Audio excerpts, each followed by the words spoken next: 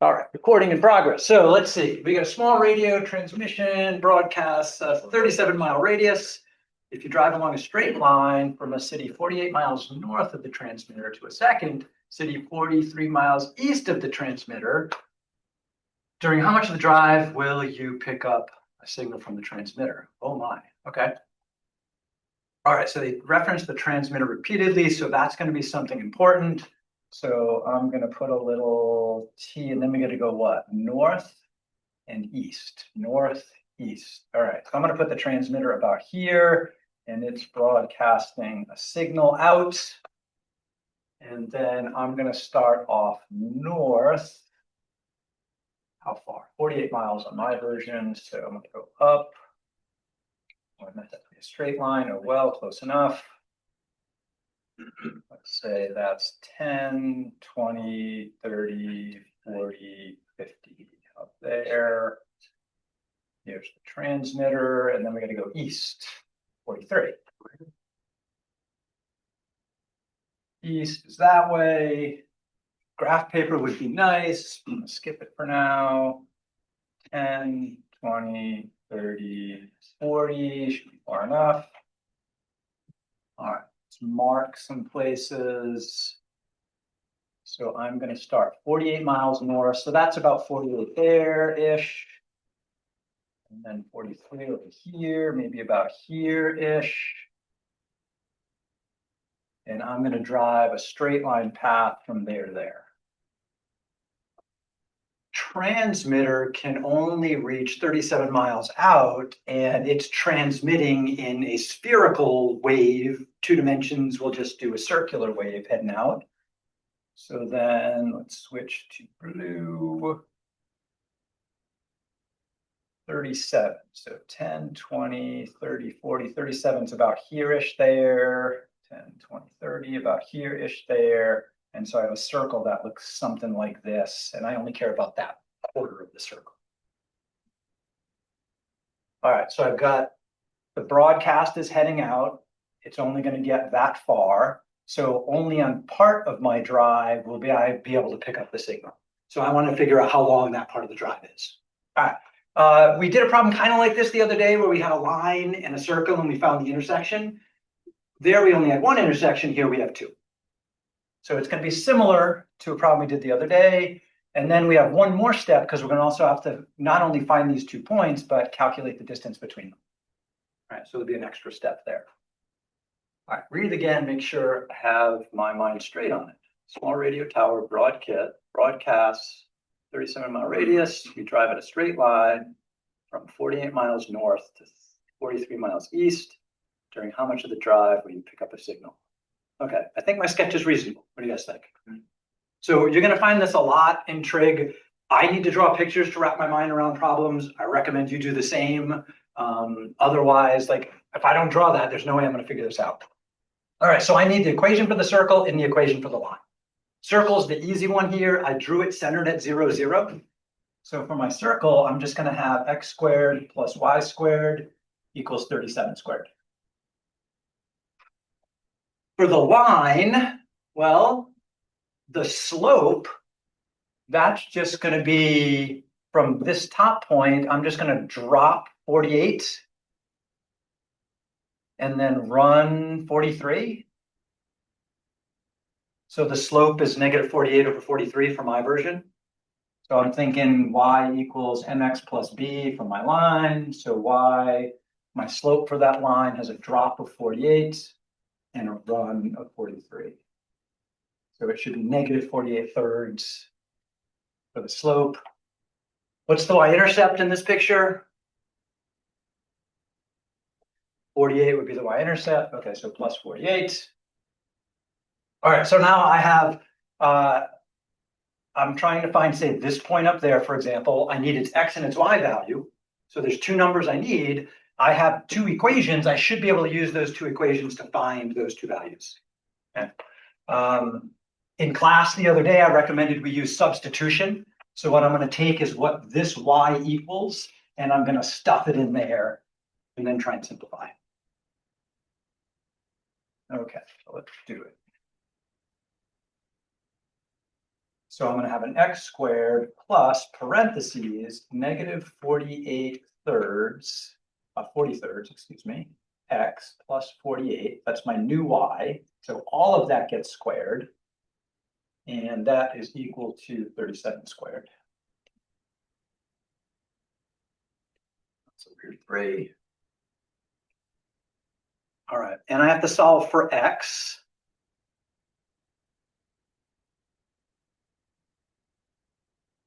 I'm trying to avoid squaring that parentheses, but I don't think there's any way but squaring it out. Yeah, we're gonna have to multiply that sucker out. Anyone have another idea? Every once in a while, there's an algebra idea I don't think of. All right, we got to solve for x. I'm gonna have x squared, so eventually I might need the quadratic formula. But if I'm going to use the quadratic formula, I got to get it to look like ax squared plus bx plus c equals 0. And I've got to multiply it out. Ah, damn. Okay, there we go. So multiplying that out means I have to take parentheses times itself. So I'm actually going to write that down because this one's a bit of a hairy one.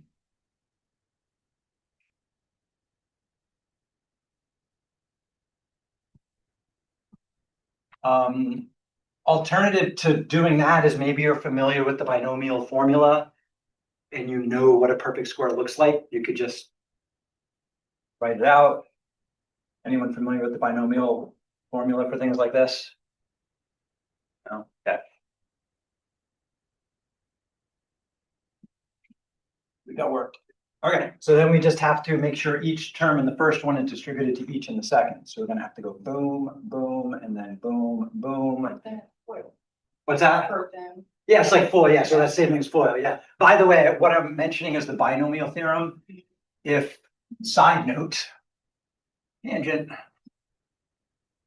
if you have something of the form a plus or minus b to any whole number power, there's a predictable output.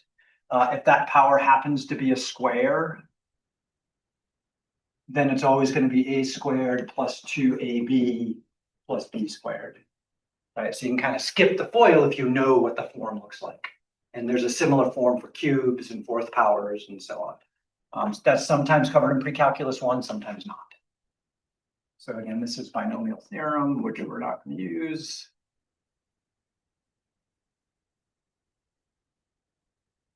But ChatGPT knows how to do it. But I found it's not that good at most math yet. All right, so I'm going to have to move over to the left here a little bit. I'm going to write out my leading x squared, and I'm going to go to my FOIL here. You know, I'm not going to do 48 times 48. I'm just going to call it 48 squared.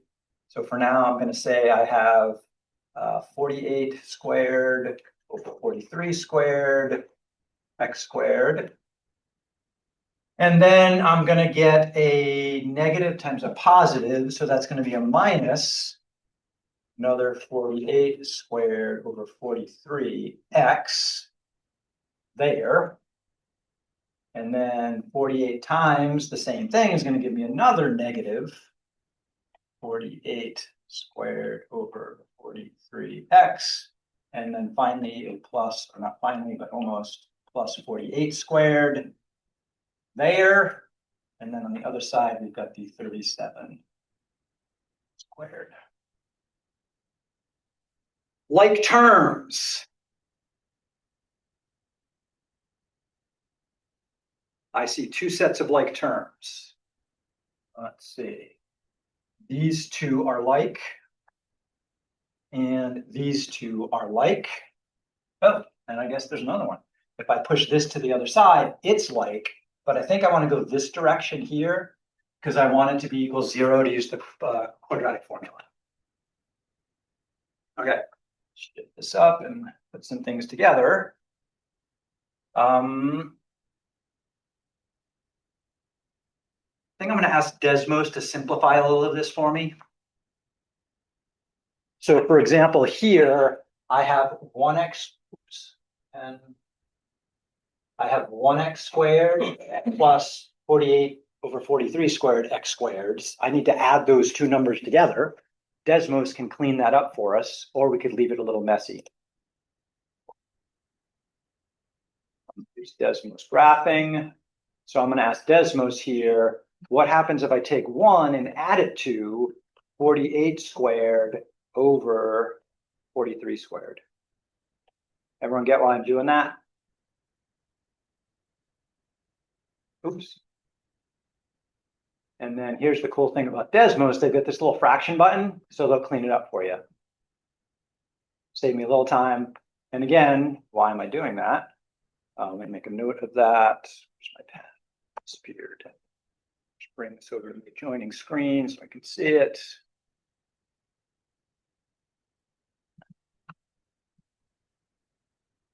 Notes. Again, I have like terms here, so I want to take the 1x squared and add it to that x squared. So basically, I have to add the coefficients, 1 plus that fraction. According to Desmos, that fraction is going to be 4153 or 1849 on my version, x squared. The next pair isn't that bad. These are identical. There's 2 of them. So I'm just going to say that's a minus 2 times 48 squared over 43 x.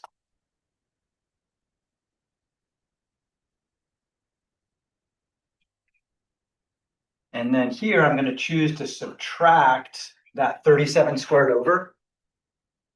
So I'm going to have a plus 48 squared minus 37 squared equals 0. Question about my method so far. So I'm just identifying like terms. I got a couple terms that have an x squared, I have a couple terms that have an x, and a couple terms with no variable. I need to put them together. What do you think? Again, alternatively, for this pair right here, I could have called that leading number 1 plus 48 squared over 43 squared times x squared. I asked Desmos to clean it up for me. So I got myself to the point where I can use the quadratic formula to figure out what x is. What just happened there? Shift the screen, that's all. All right. So I wanted to get this to look like the quadratic formula. Quadratic formula, again, you have to have something that looks like ax squared plus bx plus c equals 0. So I can see my a is that fraction, my b is this other crazy fraction but negative, and my c is that subtraction right there. So now we're going to plug that Pythagorean theorem, not Pythagorean, quadratic formula. In a lot of classes, you've simplified a quadratic formula. I'm not simplifying that. I'm just going to type it in, and that's what I get. So first I'm going to write it on paper, and then I'll put it into my calculator.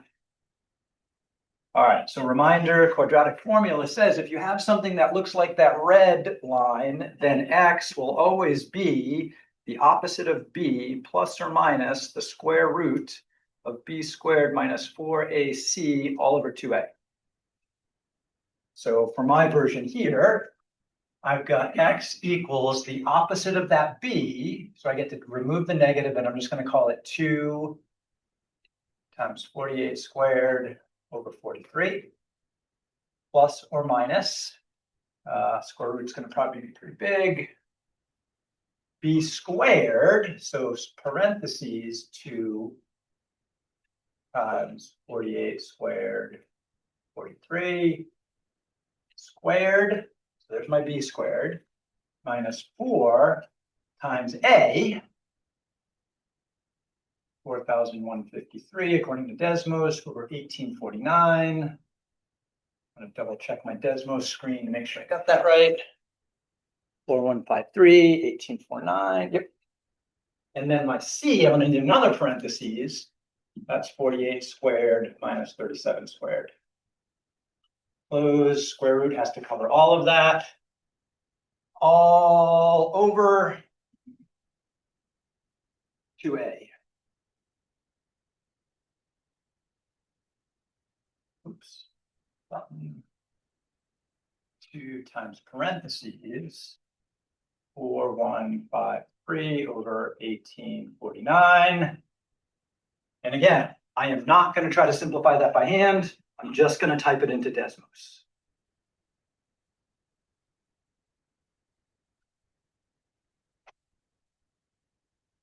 A trick I sometimes do, remember how I showed function notation in Desmos the other day, how that's kind of handy? Sometimes I might in Desmos type A equals that fraction, B equals that number, C equals that combination, and then I can just use A, B, and C in the formula. It's kind of cool. All right, so I'm going to type that in my Desmos screen on the side and then show you in a second. All right, so I've got big fraction 2 times 48 squared over 43. And then I'm going to do the minus version first, square roots. And I'm typing it exactly as I wrote it. Show you in just a sec. So I can't see my notes and type at the same time. Oh, that's not complete. Sure, I can. Sneaky. Drag this window in right there. You can see it and type. I don't know how to use a computer some days. All right, divide that by 43, raise that whole thing to the second power. And then subtract 4 times parentheses 415 for 1849. So far, so good. Close parentheses, start parentheses, 48 squared, 7 squared. Okay, and then did I already start my fraction for the whole thing? I think I did. No, missed a button. Okay, so here's how we're going to fix that. We're going to put a parenthesis at the end and then do divide, and that should give me a big fraction bar there. Yep, that looks good. And then 2 times, typing this is harder than solving it, I think, over 1849. Okay, blow that up. I'm getting 11.49-ish. Okay, now I have no idea if that's right yet. That's one of them. I'm going to copy that and paste it and do the plus version. This is what I like about modern calculators, right? You can't do that on a TI calculator. All right, so the other one should be about 36. Does 11-ish and 36 look right in my picture? Let's go look.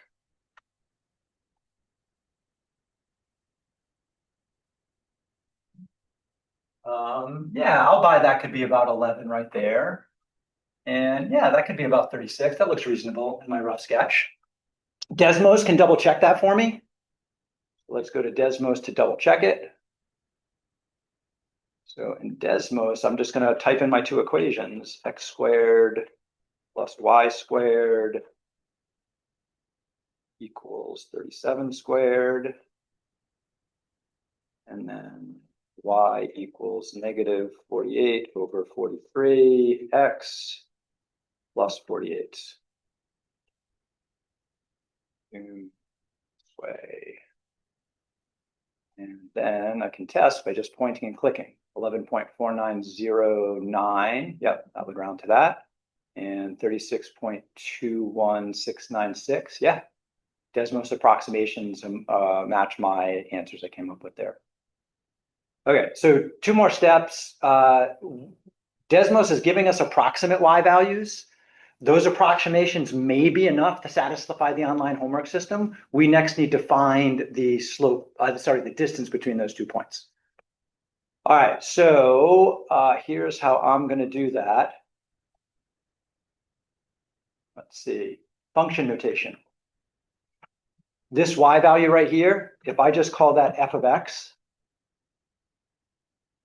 aren't these 2 numbers up here the x values that I need? Yeah, so I'm just going to give those x values a name. So I'm going to go out front, and since I haven't used the letter A yet, I'm going to call the first one A and the second one B. So A equals that, and then B equals that. So then to get the Y values, more decimals if I need them than Desmos shows me here, I can just type what is F of the value, X value A, and Desmos says that should be 35.1693 blah, blah, blah, which should be pretty close to that one right there. Yep. And then F of B should give me this one right here. And I mentioned before, graphing calculator in this class, like Desmos, is going to be super helpful to simplify the amount of work we have to put down. All right, so do I have enough work here to justify those X values? Yeah, and the Y values are just plug into the line. So I kind of have that here too. So what I'm going to do next is I'm just going to write on paper how I'm going to find the distance and then do it in the calculator. So I have two solutions here. I'm just going to call them A and B. The Y values are just going to be F of whatever A is and F of whatever B is. So those are like my Y1, my Y2. These would be my X1 and X2 for the solutions.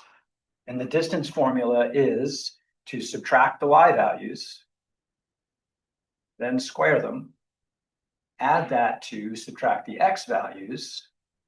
The order doesn't matter, it turns out here. Square them, and then take the square root of that whole thing. And I can do that with function notation directly in Desmos now. So it'll look a little bit different because I'll be using A's and B's. So it would be in Desmos, I'm going to type F of A minus F of B, or vice versa. Doesn't matter because of the square. A plus B minus A squared, and then take the square root of it, and that should be the answer that computer wants. Okay, so I needed to write some stuff down on paper to set it up. I needed to apply the quadratic formula after I solved, and then I needed a calculator to put it all together. All right, could I have made a mistake? Oh yeah, let's hope I didn't. All right, so by the way, just a quick tip for homework and this, instead of bringing up the equation editor and finding the square root, you could just type SQRT and Desmos says, hey, here's a square root for you. Kind of cute.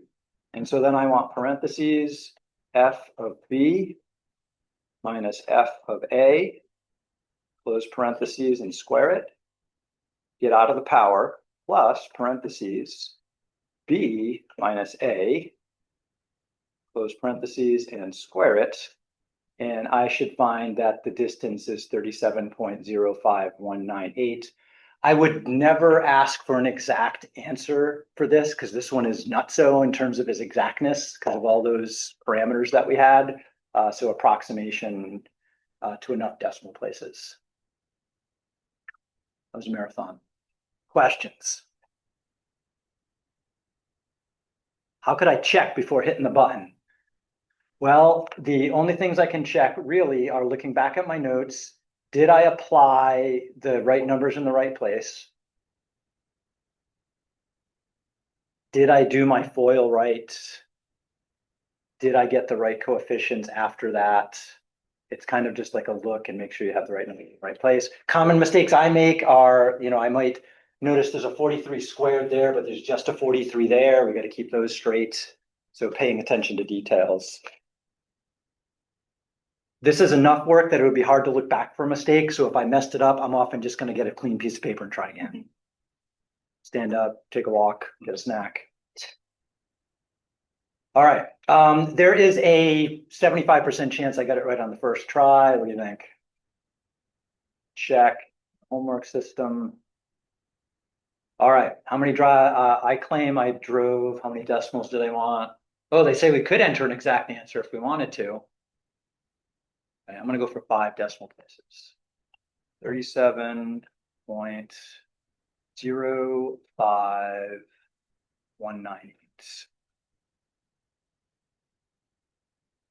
Okay, let's see. Whew, okay, went from 75% to 100%. I guarantee you the first time I did this problem, I did not get it right. I made a mistake somewhere and had to start over. Tough one.